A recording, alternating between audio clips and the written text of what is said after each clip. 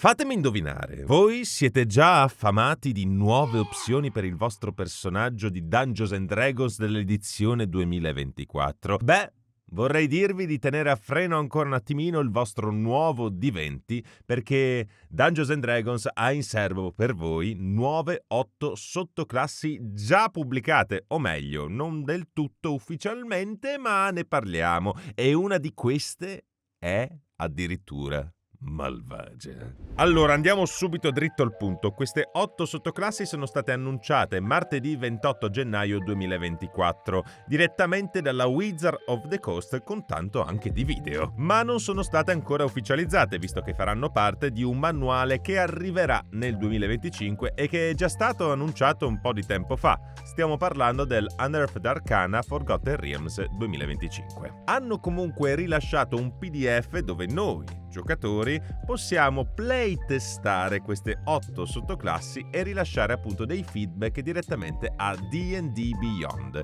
I link per il PDF e ovviamente anche per il sito dove rilasciare il vostro feedback sono sempre giù in descrizione. Ma prima di lanciarci in questa analisi veloce e schietta, vi inviterei a iscrivervi pertanto al mio canale se vi piacciono i miei video, se volete supportarmi, iscrivervi addirittura alla mia membership e far parte della mandria di manzi e manzette dove ci lanciamo poi direttamente nelle nostre avventure giocando anche Dungeons and Dragons online, di visitare anche il mio sito internet per avere maggiori informazioni sulla mia persona e di seguirmi su tutti i miei social per sapere le ultime novità. Iniziamo subito col dire che alcune di queste sottoclassi, se non mi ricordo male sono 3, le abbiamo già viste nella quinta edizione, ma sono state rimodernizzate o possiamo anche dire cambiate completamente. E invece le altre 5 sono completamente nuove di zecca. Ma andiamo subito a leggerle tutte quante insieme, così comprendiamo effettivamente anche la traiettoria che secondo me Dungeons and Dragons vuole prendere. Eccoci qua con il nostro PDF, abbiamo ovviamente anche qua il link diretto per appunto comprendere e conoscere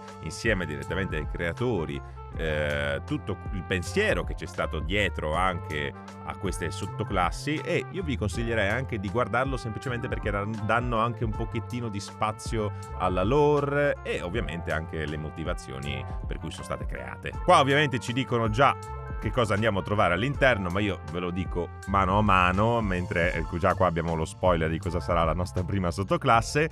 Però voglio soltanto dirvi che appunto vi ricordo che questo è un playtest material, che se volete potete sempre dare il vostro feedback direttamente sul loro sito di D&D Beyond. Questo secondo me è anche un buon modo per approcciarsi un pochettino di più direttamente con la community e far comprendere quali siano le nostre perplessità. Io ne ho anche qualcunina, ma poche roba, sinceramente a me è piaciuto molto quello che ho visto, ma vorrei prima parlarne direttamente con voi, così mi date anche la vostra opinione direttamente nei commenti. Partiamo direttamente con una sottoclasse completamente nuova, ossia il Collegio della Luna del Bardo. È una sottoclasse ispirata alla magia e ai racconti delle Moonshade Isles, un arcipelago nel nord-ovest del Faerun particolarmente importante per la loro stretta connessione con il Feywild. In esse vi risiedono delle popolazioni indigene particolarmente legate ai poteri druidici e al rispetto della natura che il Feywild ha influenzato. Quindi questa sottoclasse si concentra particolarmente sul folklore o comunque sulla magia druidica ispirata appunto dal luogo stesso. Infatti adesso andiamo ad analizzare le sue abilità. A livello 3 il Moonshade Folk Tales, che come azione magica noi possiamo invocare il potere dei racconti, che potrebbero essere relegati sempre alla questione del Moonshade. Noi pertanto possiamo scegliere direttamente 3 benefit diversi. Il Tale of Life, che tramite direttamente la ispirazione bardica potremo aumentare le cure dei nostri incantesimi. Il Tale of Gloom, che come azione bonus già noi diamo l'ispirazione bardica a un nostro compagno o a qualcuno, e di conseguenza possiamo anche avere la possibilità di un disingaggio o un'azione di nascondersi gratuitamente come parte dell'azione bonus. O il Tale of Mirth, che sempre tramite l'ispirazione bardica ci permette di far abbassare il tiro salvezza di un nemico. Ve lo dico già che qui queste sottoclassi sono molto dinamiche in base alle situazioni, vi permetteranno di cambiare molto spesso il vostro approccio, è tutto molto più tattico, ma questo l'abbiamo già detto anche da quando ne abbiamo parlato del manuale del giocatore del 2024. Primal Lorist, dove impari il linguaggio druidico e ottieni un cantrip dalla lista dei druidi, è una competenza extra. A livello 6 avremo la benedizione delle Moonwell, che non saprei adesso come tradurlo in questa maniera. Praticamente noi potremo lanciare il bagliore lunare, che per chi non conoscesse l'incantesimo è praticamente un cilindro di luce lunare dove fate praticamente dei danni da 2 di 10 danni se non mi ricordo male, e in più levate anche la poliformazione o comunque la trasformazione che qualcuno si è fatto tramite polimorfo o qualsiasi incantesimo che ha fatto cambiare il suo aspetto, e lo rivelate agli altri. Lo potrete castare senza spendere uno spell slot e in più come azione bonus. Questa cosa è incredibile, e in più può curare i vostri alleati oltre che far danno anche ai nemici, cioè una spell ancora più forte rispetto a prima. E a livello 14 avete praticamente un buff di queste 3 Tales che abbiamo detto all'inizio. Tutte e 3 verranno rivisitate con un D6 al posto di utilizzare la vostra ispirazione bardica, o addirittura con il Tale of Gloom potete anche teletrasportarvi quando lo farete, sempre come parte dell'azione bonus. Il dominio della conoscenza del chierico. Questa è di sicuro una delle sottoclassi che alcuni di voi si ricorderanno dal Player's Handbook del 2014, del appunto manuale del giocatore, quello vecchio. Qui ne abbiamo però una versione modernizzata e anche potenziata. I chierici della conoscenza infatti sono potenti e devoti a molteplici divinità sapienti, tra cui spiccano Ogma, dio dell'ispirazione, e Gond, il dio dei fabbri, e portano il loro sapere agli extremis in modo da modificare persino il risultato del loro destino. La cosa interessante è che comunque ogni update che hanno fatto di una classe già vista mettono bene o male anche le differenze di che cosa hanno apportato in alcune abilità, o se non praticamente tutte le abilità, le varie differenze che andiamo a vedere piano piano. Si nota direttamente già al livello 3 quanto è anche incentrato su una questione di craft, che abbiamo già più o meno parlato sempre nel Player's Handbook di quest'anno, il manuale del giocatore, ma ne riparleremo poi anche un pochettino più avanti. E si nota effettivamente come è incentrata su questo aspetto del creare, sull'inventare, perché oltre a darvi appunto l'expertise in 2 abilità a vostra scelta, come era anche in quella vecchia, ora vi darà anche la possibilità di avere un artisan tool, ossia un equipaggiamento da artigianato a vostra scelta in più. Oltre poi ovviamente anche a cambiare direttamente le magie di dominio della conoscenza, che rispetto a quelle di prima magari erano un po' più diversificate, adesso sono molto più incentrate anche sul controllo, sul creare, sull'inventare, sullo scrivere. È molto un po' più terra questo chierico di sicuro. Oltre poi avere sempre la possibilità di castare delle magie anche senza spendere lo spell slot e anche senza componenti materiali, direttamente con la vostra mente, the mind magic, per poi arrivare a livelli estremis dell'utilizzo della propria mente, con abilità che permettono di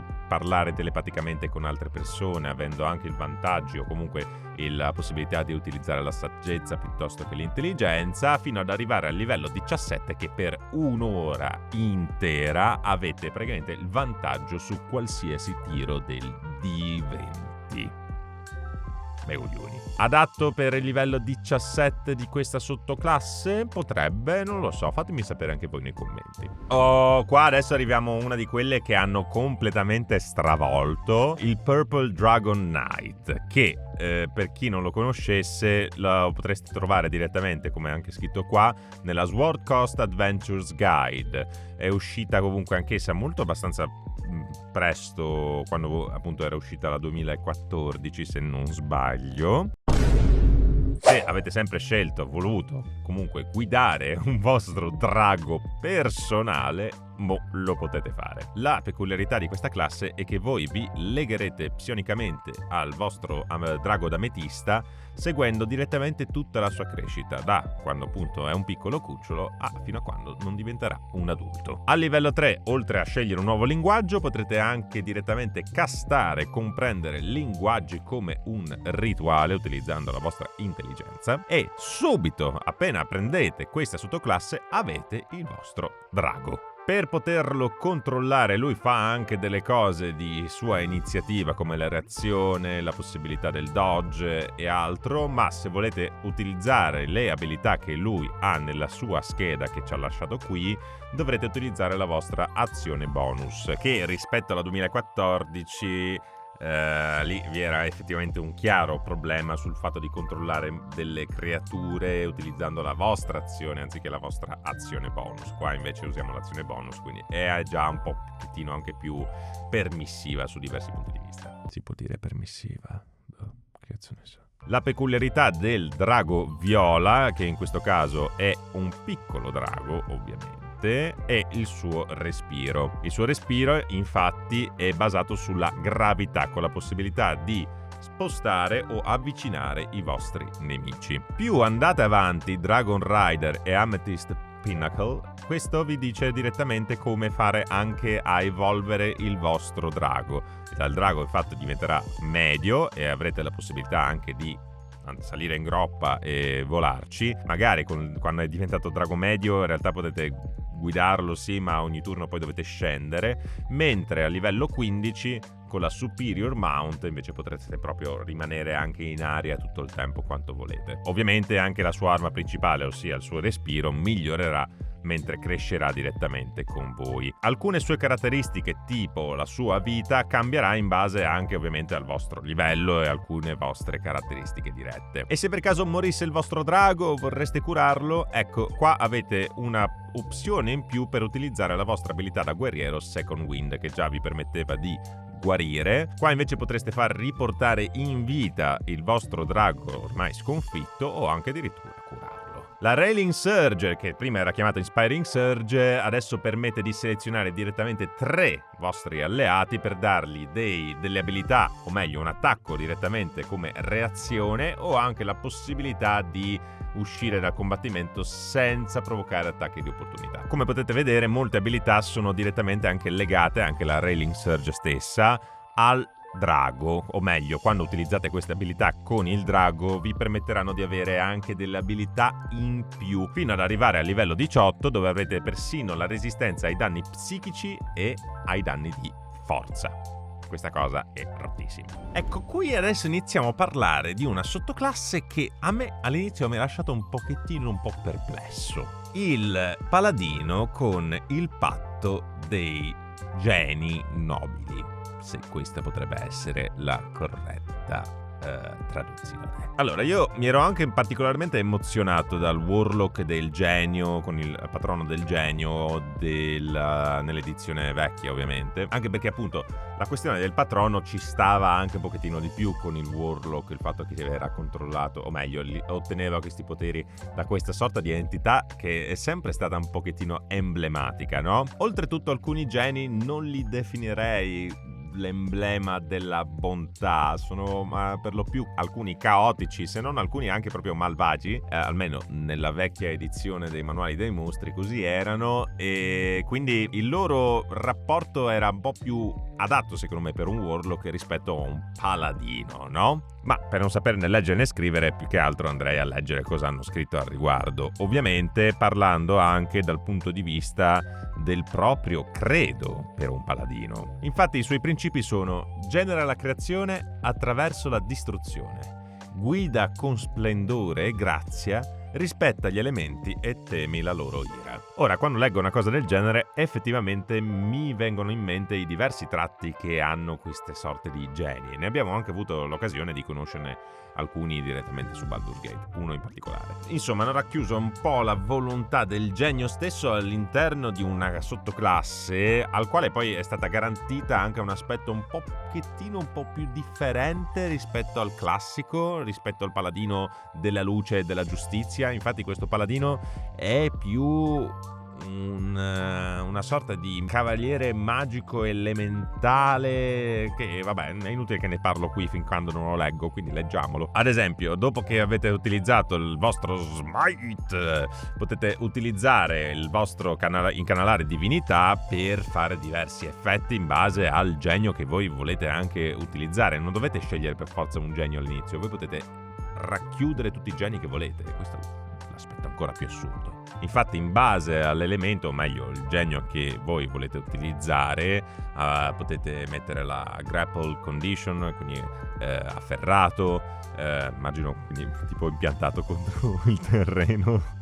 Beh, oppure teletrasportarvi come il vento, fare più danni come il fuoco, o addirittura spingere i vostri avversari con la potenza delle maree. Ovviamente anche la spell list è aggiornata, è un aspetto anche un pochettino il più, appunto, come abbiamo detto, elementale. La peculiarità che a livello 3, comunque, quando si accede a questa sottoclasse, si prende un vantaggio alla classe armatura se non indossiamo armature medie o pesanti e appunto addizioniamo quindi il nostro modificatore carisma. Questo è effettivamente un grosso cambiamento, cioè rispetto alla classica armatura pesante al quale siamo abituati, di un classico paladino che fallirà sempre tutti i tiri sullo stealth, qua invece viene data un'occasione, una possibilità di avere un paladino con un diverso approccio anche nei momenti più classici di D&D.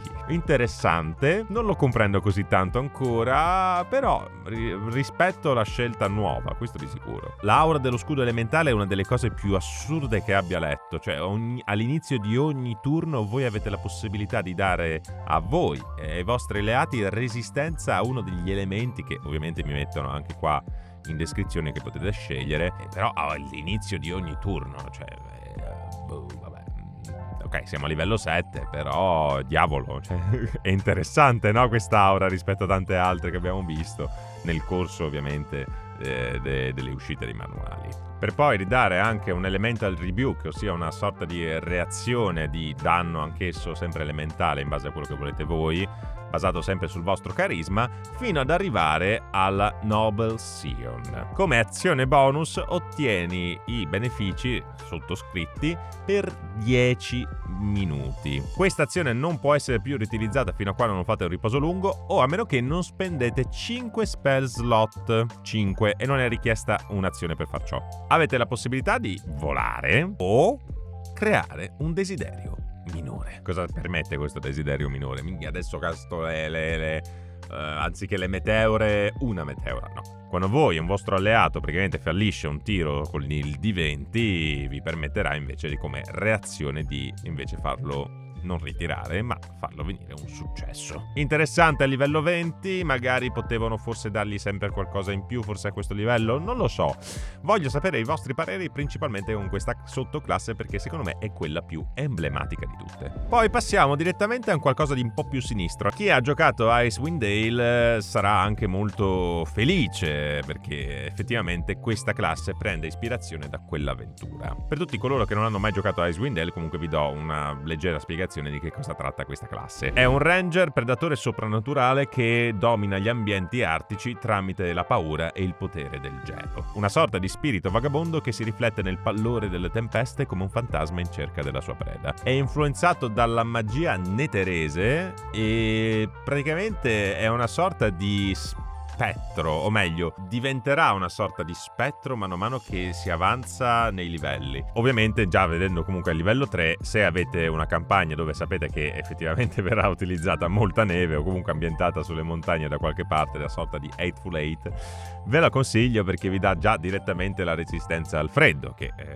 un qualcosa di utile a livello 3, sì, dipende appunto, come abbiamo detto, dall'ambientazione. Ovviamente regala anche danno in più da freddo, sorpassando le resistenze al freddo degli avversari e ovviamente incrementando anche il danno man mano che si avanza con i livelli. Ha ovviamente anche una nuova lista di spell, tutte quante praticamente connesse con il ghiaccio o o che hanno a che fare ovviamente anche con qualcosa di più sinistro, come passare senza tracce o anche rimuovere le maledizioni. Quindi si vede già il collegamento spettro. La vostra abilità di riferimento, ossia il marchio del cacciatore, chiamato anche Hunter's Mark per alcuni che parlano appunto in inglese, oltre a non permettere più di prendere l'azione di disengage ai vostri avversari, vi regala anche dei punti ferita temporanei in più. Ma non solo avrete la possibilità di curare voi stessi,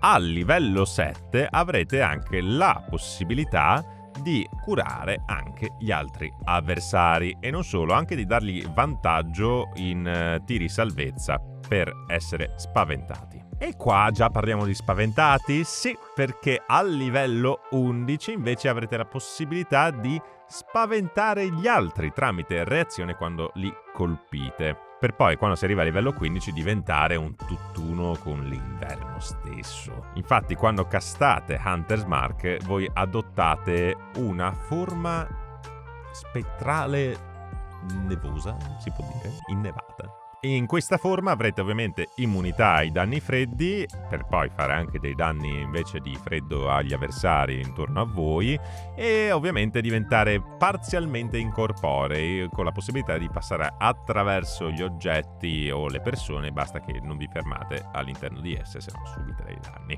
Interessante, molto molto diversa rispetto a quello che potremmo mai pensare effettivamente. La cosa che mi piace è che hanno mantenuto un po' il flavor del cacciatore sotto una chiave però un pochettino più horror, perché il cacciatore non è soltanto il cacciatore quello che va nei boschi, cerca di trovare il cibo, cioè il cacciatore può anche essere quella figura ammantata e pericolosa che gli altri non sanno minimamente cosa succederà, no?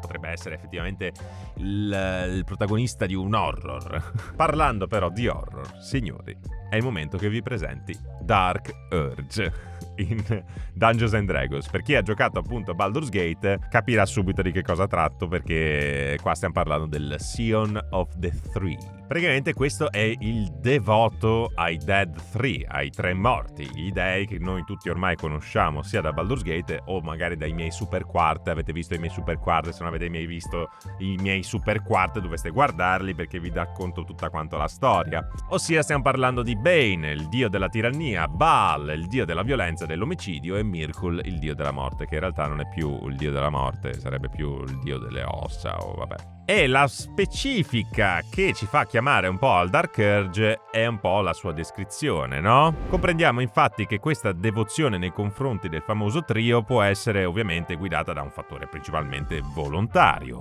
ma anche per puro caso. Viene specificato infatti che questi rogue potrebbero essersi trovati in questa condizione di adoramento dei baddies di Baldur's Gate in maniera totalmente anche sfortunata. Questo infatti ci fa un po' richiamare all'aspetto di Dark Urge, dove lui si sveglia, non si ricorda niente e poi c'è tutta la storia di conseguenza, no? Una chiave di marketing interessante, secondo me molto intelligente, perché molta gente si è affezionata a quel tipo di personaggio ed era secondo me necessario trovare una chiave per legare i fan anche al gioco di Dungeons and Dragons.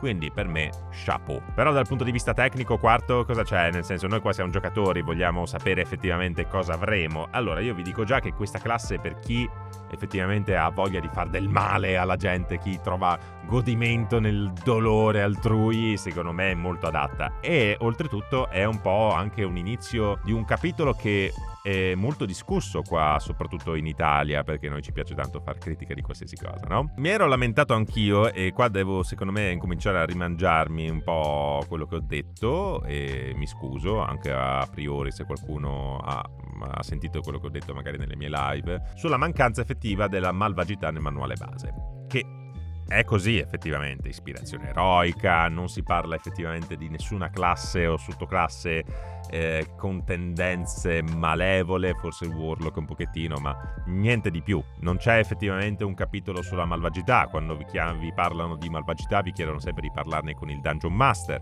Persino l'Oathbreaker non c'è nel manuale. Quando vi dicono che voi spezzate il patto non c'è questa possibilità di diventare il Oathbreaker, lo spezzagiuramento. Piuttosto invece vi invitano sempre a parlare con il vostro DM e a cambiare addirittura classe, una cosa che per me era assurda. Questo però è un inizio per me. Questo però mi fa vedere che effettivamente c'è il pensiero della malvagità. Poi andiamo a leggere questa classe, però secondo me nel futuro Dungeons and Dragons avrà in mente di esplorare di più la malvagità in base magari anche a altri manuali di altre ambientazioni, o magari io spero sempre che esca un nuovo libro delle Fosche Tenebre versione 2024 con tutto quello che si può racchiudere sulla malvagità. Non lo so, è un desiderio, è soltanto un pensiero, però io vedo già che comunque il fattore malvagità non è stato abbandonato, anche perché nel manuale base, se tu non potevi fare i malvagi, ti avrebbero scritto non li puoi fare, punto. Questo qua è un gioco dove non esiste, non puoi fare i malvagi, punto. E invece vi dicono parla con il DM. Secondo me il parla con il DM è soltanto l'incipit di un qualcosa che arriverà poi dopo,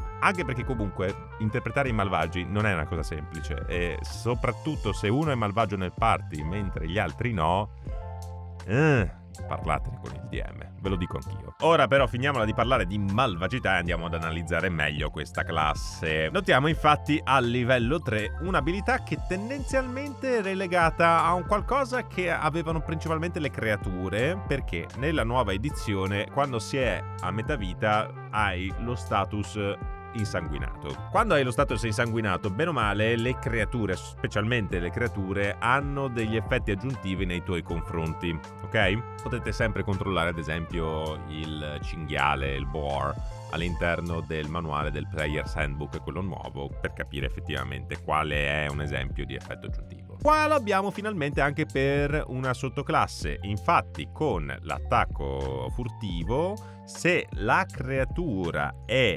insanguinata o comunque al blooded status, l'avversario prende del danno extra. In più, se l'avversario è ridotto a 0 punti ferita, puoi prendere la tua reazione, utilizzare la tua reazione per teletrasportarti in un altro spazio. Cioè, una roba assurda, diventa un assassino continuo che va da destra in manca. Bellissimo.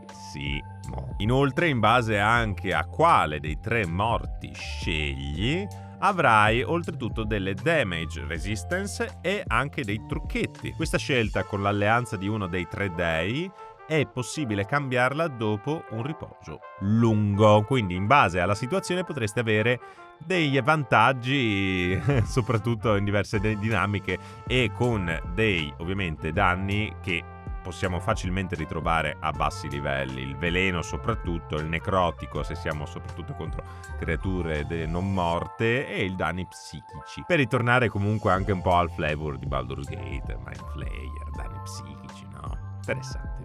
Dopo 6 livelli al livello 9 possiamo effettivamente anche qua dare la possibilità di impaurire i nostri avversari. A livello 13 anche noi come paladini abbiamo un'aura, l'aura della malvagità. Un'aura che permette infatti di fare del male a tutte le creature che sono all'interno della nostra area ogni nostro turno. Danni pari al nostro modificatore di intelligenza e che sorpassa persino la resistenza, perché il suo danno è in base anche al tipo di dio che abbiamo scelto all'inizio per il Dread Alliance, psichico, velenoso o necrotico, fino a diventare poi l'incarnazione stessa del male a livello 17, dove tutte le creature spaventate tu hai sempre vantaggio, quindi sneak attack su sneak attack, e in più il danno dello sneak attack, quando tu tiri il dado e fai 1 o 2 puoi considerare quel valore di 3, quindi danno, punto. Qua vuoi fare male, non gliene frega niente. Io sono strafelice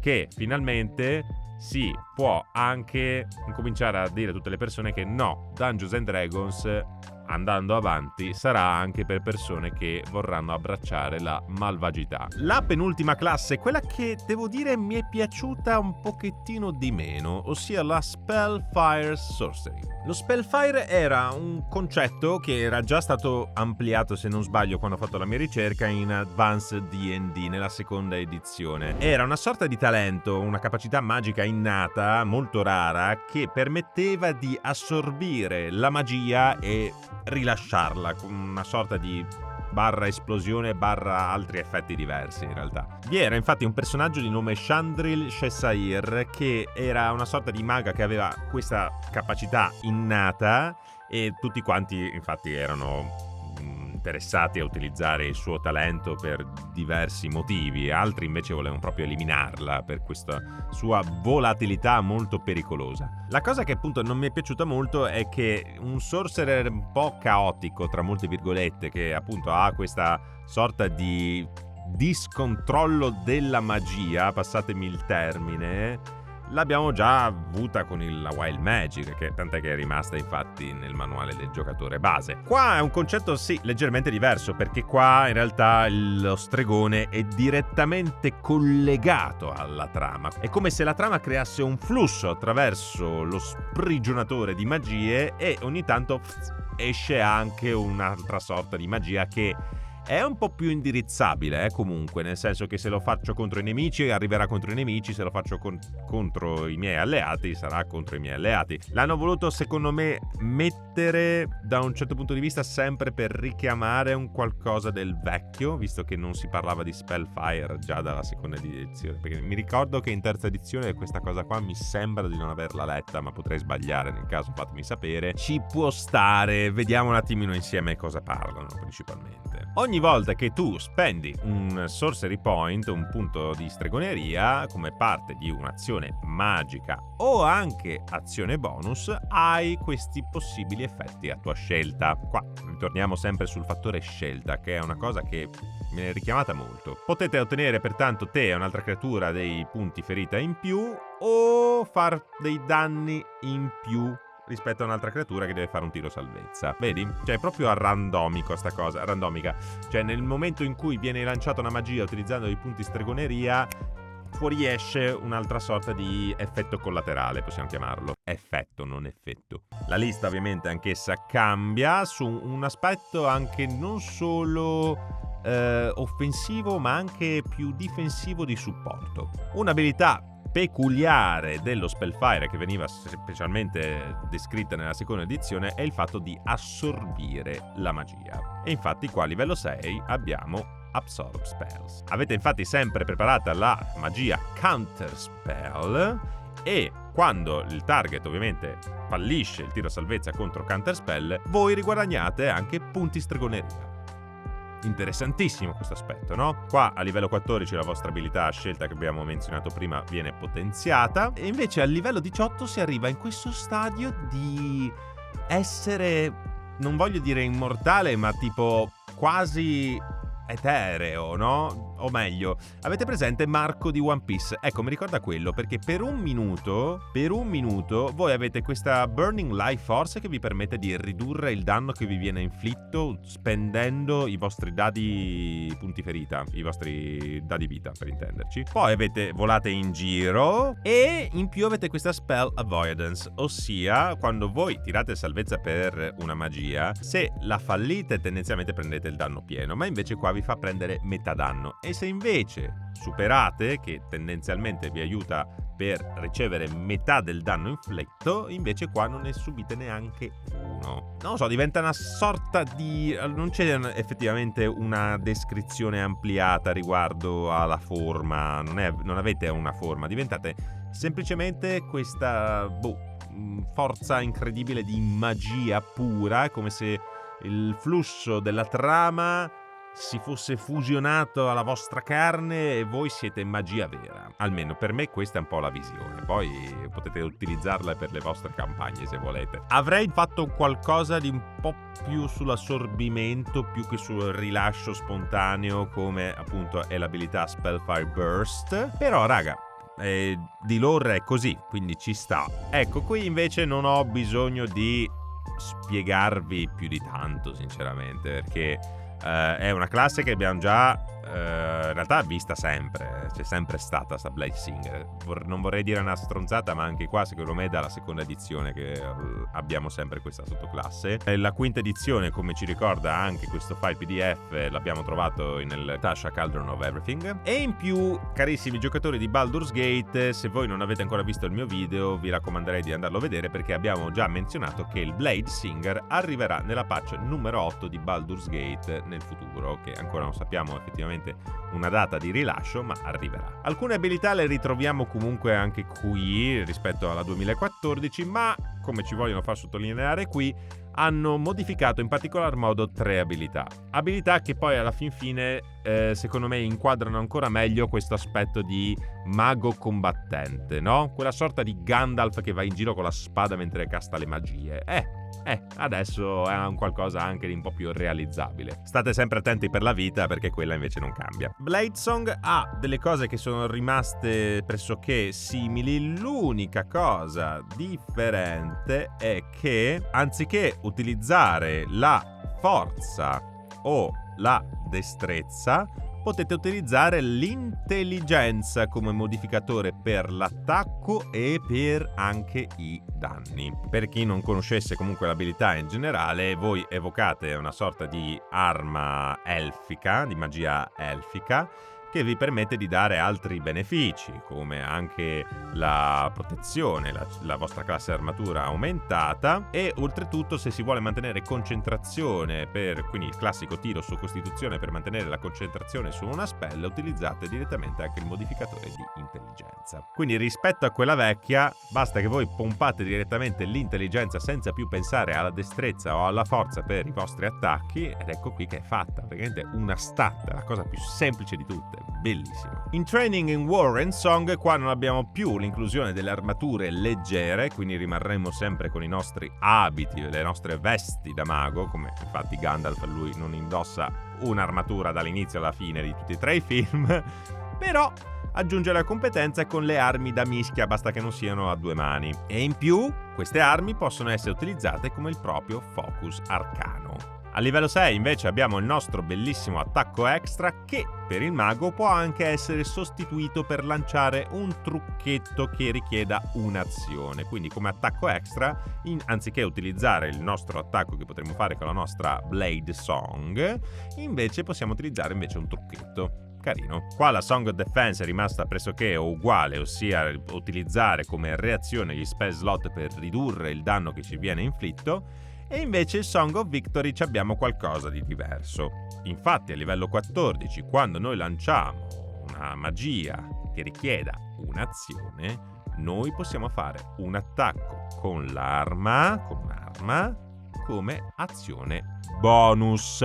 I maghetti che fanno i giretti sono pazzi, cazzi, mazzi, veramente questo Blade Song può essere effettivamente un grande problema, secondo me. Non lo so, sono delle sottoclassi molto interessanti, soprattutto da un punto di vista di lore, che è una cosa che a me piace una cifra. E interessante anche proprio quando ci si approccia, no, alla sottoclasse. La cosa è che mettendole tutte quante a livello 3 vi danno quindi anche voi la possibilità, a voi master intendo, di dare questo spazio di racconto. Quando voi fate diventare un vostro personaggio, un personaggio del vostro party, un rogue poi seguito dai 3 morti, caspita, il livello 1 e 2 può essere tutto il processo un po' affannoso, un po' sanguinolento, un po' crudo, un po'... potete regalare quella salsa di malvagità già nei primi livelli, che secondo me è interessantissima, ma deve essere proprio una salsa, ancora la pietanza principale non è arrivata, no? Incominciate a gustare questo momento, gli cominciate a recheggiare queste voci di 3 entità che lui non comprende cosa sia. Immaginate un giocatore che non sa neanche cosa sono i 3 morti, no? Loro magari non sanno gli effetti negativi che potrebbero portargli, e poi si fa questa sorta di crescita dalla Dark Urge per poi comprendere effettivamente se vuole resistergli o no.